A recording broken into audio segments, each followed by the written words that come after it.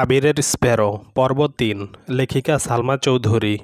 মেঘ ঘন ঘন এপাশ ওপাশ মাথা নেড়ে জবাব দিল, না একদম না, আমার ভাই পৃথিবীর শ্রেষ্ঠ ভাই, তাই না বন্যা? মেঘের কথা শুনে তানভীর মৃদু হাসল। মেঘ বন্যার দিকে তাকাতে বন্যা ভেংচি কেটে মুখ ঘুরিয়ে নিল। মেঘ এগিয়ে এসে বন্যার হাত ঝাঁকিয়ে আবারও শুধালো, এই বন্যা, আমার ভাই ভালো না?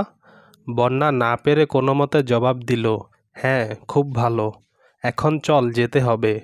তানভীর পকেট থেকে কিছু টাকা বের করে মেঘকে দিয়ে বলল, তোর বান্ধবীকে নিয়ে কিছু খেয়ে নিস, বেচারি না খেয়ে বেরিয়েছে, আর তুইও কিছু খাসনি মনে হয়।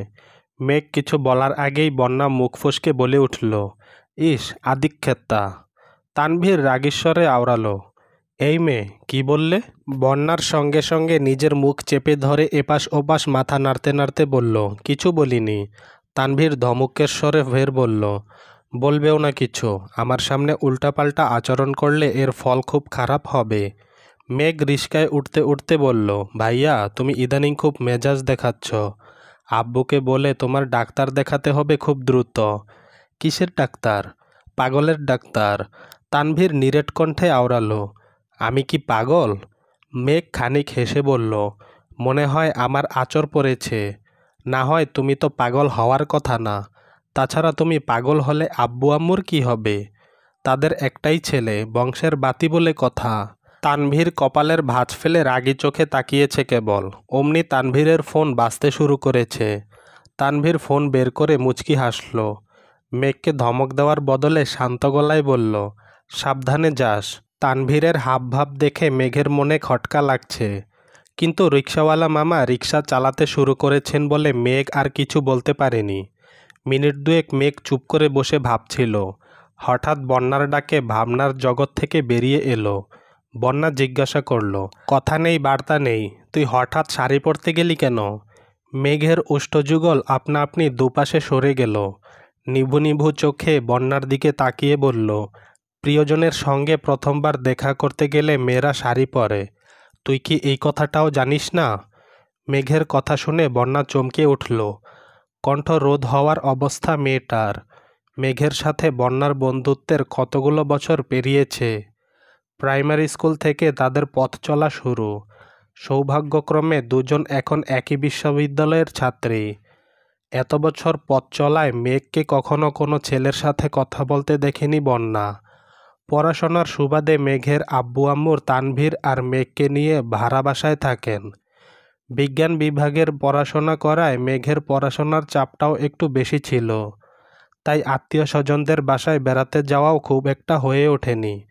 তানভীর ছাড়া মেঘের জীবনে আর কোনো ছেলের অস্তিত্ব আছে বলে বন্যা মানতে পারছে না। ভার্সিটিতে ক্লাস শুরু হলো মাত্র 2 মাস হবে, এর মধ্যে 2-1জন ছেলে বন্ধুর সাথে পরিচয় হয়েছে। তাদের মধ্যে কেউ যে মেঘের প্রিয়জন হতে পারে এর সম্ভাবনাও নেই।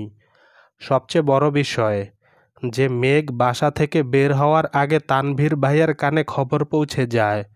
টিউশন থেকে বের হতে 5 মিনিট দেরি হলে উপস্থিত হয়ে পড়েন। সেখানে মেঘ তার প্রিয়জনের সঙ্গে শাড়ি পরে দেখা করতে যাচ্ছে, অথচ তানভীর ভাইয়া কিছু বলল না। এটা অসম্ভব বিষয়। বন্যা ভাবতে ভাবতে আচমকা চেঁচালো, এ হতে পারে না। কি হতে পারে না? বন্যার অস্থিরতা বাড়ছে, শরীর ঘামতে শুরু করছে। অবিশ্বাস্য চোখে মেঘের দিকে তাকিয়ে প্রশ্ন করল, আমরা কোথায় যাচ্ছি? বন্যার ফ্যাকাশে চোখ মুখ দেখে মেঘ মৃদুস্বরে বলল, ভার্সিটিতে। কিন্তু তুই যে বললি প্রিয়জনের সাথে দেখা করতে যাবি। মেঘ দাঁত কেলিয়ে হেসে বলল, সামান্য একটা কথাতে তুই এত সিরিয়াস হয়ে গেলি? দেখ তোর শরীর কিভাবে ঘামছে। বন্যা জোরে নিঃশ্বাস ছেড়ে বলতে শুরু করলো, তোর কাছে বিষয়টা মজা বা ফাজলামো হতে পারে মেঘ, কিন্তু আমি তোর ব্যাপারে খুব সিরিয়াস। আমার সিরিয়াস হওয়ার কারণটাও আশা করি তোর অজানা নয়। কী কারণ? একদিন তুই রাগ করে বাসা থেকে বেরিয়ে গিয়েছিলি। তোর ভাই ভেবেছিল তুই আমার সাথে বেরিয়েছিস, না হয় তুই কোথাও আছিস আমি জানি।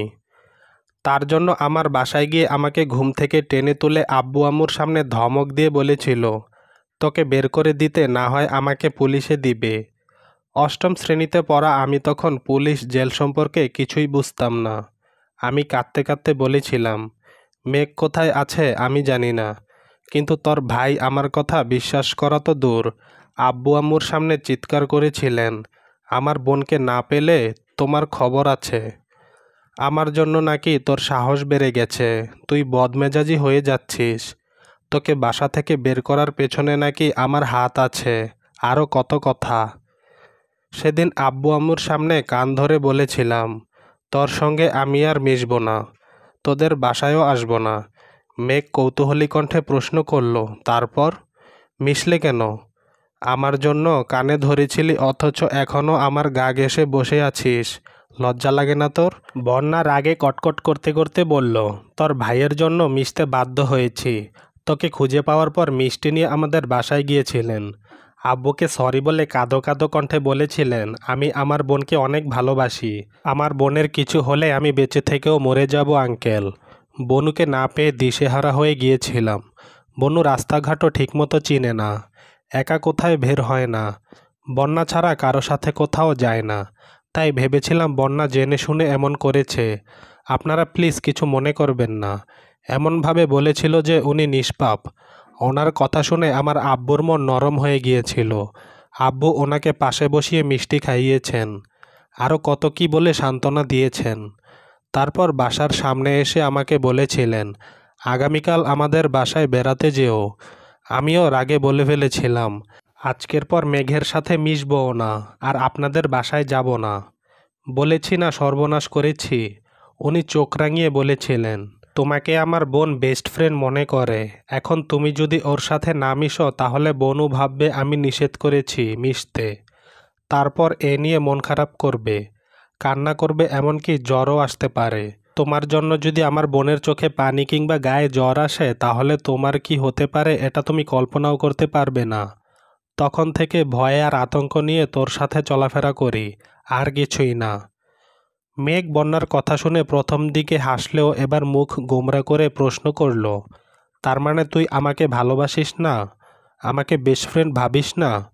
আমি কখন বললাম তোকে বেস্ট ফ্রেন্ড ভাবি না? আমি বলেছি ছোটবেলা তোর ভাইয়ের ভয়ে তোর সঙ্গে মিশতে বাধ্য হয়েছিলাম, এখন তো বড় হয়ে গেছি, তার মানে এখন আর আমার ভাইকে ভয় পাস না? বন্যা কয়েক সেকেন্ড নীরব থেকে আস্তে করে বলল, জানি না। মেঘ মৃদু হেসে বলল, মন খারাপ করিস না, সত্যি বলতে ভাইয়া আমাকে অনেক ভালোবাসে, যেমন শাসন করে তেমন আদরও করে। ভাইয়ার জন্য বাসায় আমার সব শাস্তি মাপ হয়ে যায়, যদিও আমার করার অন্যায়ের শাস্তি প্রতিনিয়ত ভাইয়াকে পেতে হয়। বন্যা শীতল কণ্ঠে বলল, আমার জীবনে বড় একটা আফসোস আমার কোনো বড় ভাই নেই, শাসন করা কিংবা ভালোবাসার মতো একটা মানুষ নেই। সব বিপদ আপদে ঢাল হয়ে দাঁড়ানোর জন্য বড় ভাই নামক বটবৃক্ষটা আমার নেই। তাই এ ব্যাপারে আমার কোনো মন্তব্য করা সাজে না। বন্যাকে স্বাভাবিক করার জন্য মেঘ বলল, আমার জীবনেও তো কোনো বড় বোন নেই, একটা ছোট বোন যাও আছে, কিন্তু কত বছর যাবৎ দেখা সাক্ষাৎ নেই। তোর বাসায় বড় আপু আছে, একটা ছোট ভাই আছে, গল্প করার মতো সঙ্গী আছে, কিন্তু আমার রাগ অভিমান শেষে ভাইয়া ছাড়া কেউই নেই আমার। মেঘ একটু থেমে ফের বলল, তাছাড়া আমার ভাই মানে তোরও ভাই। থাক বোন, তোর ভাইয়ের মতো ভাই আমার না হলেও চলবে, এত ভালোবাসা আমার সহ্য হবে না। মেঘ মুচকি হাসল। এর মধ্যে রিস্কা ভার্সিটির গেট পর্যন্ত পৌঁছে গেছে। ভার্সিটিতে এত এত মানুষের আনাগোনা দেখে মেঘের বুক কাঁপছে। প্রথমবার শাড়ি পরে ঘুরতে বেরিয়েছে, কিন্তু মনের ভেতর বিন্দুমাত্র সাহস নেই। বন্যা ডাকলো, এই মেঘ, নেমে আয়, আমার লজ্জা লাগছে। প্রিয়জনের সাথে দেখা করতেও এত লজ্জা? কোথায় প্রিয়জন? বন্যা মজার ছলে বলল, তোর অপেক্ষায় বসে আছে কোনো এক বৃক্ষতলায়। মেঘ রিকশা থেকে নেমে শাড়ি ঠিক করতে করতে ব্যস্ত হলো। বন্যার কথায় উত্তর দেয়নি বলে বন্যা কিঞ্চিৎ কোমল গলায় আওড়ালো, কাউকে মিস করছিস? মেঘ আলগোছে প্রশ্ন করল, কাকে মিস করব? এই যে শাড়ির কুচি ঠিক করে দেওয়ার মানুষটাকে। মেঘ ঠোঁট বেঁকিয়ে হেসে বলল, আমার শাড়ি ঠিক করে দেওয়ার মানুষ এই জীবনে আর আসবে বলে মনে হয় না। কেন, একটু আগে না বললি প্রিয়জনের সঙ্গে দেখা করতে যাচ্ছি? দুষ্টামি করেছি তোর সাথে। বন্যা নিচু হয়ে মেঘের শাড়ি ঠিক করে দিল। তারপর বসা থেকে উঠে মেঘের দিকে হাত বাড়িয়ে বলল, আমি থাকতে তোর কোনো কিছুর অভাব হবে না, সত্যিকারের প্রিয়জন আসার আগ পর্যন্ত আমি না হয় তোর প্রিয়জন হয়ে রইলাম। মেঘ বন্যার হাতে হাত রেখে মোলায়েম কণ্ঠে বলল, আমার জীবনে প্রিয়জন আসলেও তোর অবস্থান সর্বদা একই থাকবে। তুই আমার বেস্ট ফ্রেন্ড ছিলি, আছিস এবং সর্বদা থাকবি। ভার্সিটির আনাচে কানাচে বসন্তের আমেজ, বাসন্তী শাড়িতে অগণিত মেয়েরা অপরূপা সেজেছে। হিমুর মতো হলুদ পাঞ্জাবিতে সেজেছে শখানেক যুবক। দূর থেকে তাদের একসঙ্গে দেখে মনে হচ্ছে কপত কপতির মেলা বসেছে। তাদের মাঝখানে মেঘ আর বন্যাকে অসহায় অবলা লাগছে। মেঘরা ক্যাম্পাসে পৌঁছাতে পৌঁছাতে বসন্ত বরণের প্রোগ্রাম শুরু হয়ে গেছে। হলরুমের পেছনের দিক কোথাও বসার মতো জায়গা নেই, এমনকি দাঁড়ানোর জায়গাও সংকট। সাউন্ড বক্সে গান বাজছে, বাতাসে বহিছে প্রেম, নয়নে লাগিল নেশা, কারা যে ডাকিল পিছে, বসন্ত এসে গেছে। মধুর আমৃত বাণী বেলা গেল সহজেই, মরণে উঠিল বাজি, বসন্ত এসে গেছে। থাকতব ভুবনের ধূলিমাখা চরণে, মাথা নত করে রব, বসন্ত এসে গেছে, বসন্ত এসে গেছে। চলবে। গল্পটি কেমন হয়েছে লাইক ও মন্তব্য করে জানাতে ভুলবেন না। চ্যানেলটি সাবস্ক্রাইব করে পাশে থাকবেন। ধন্যবাদ।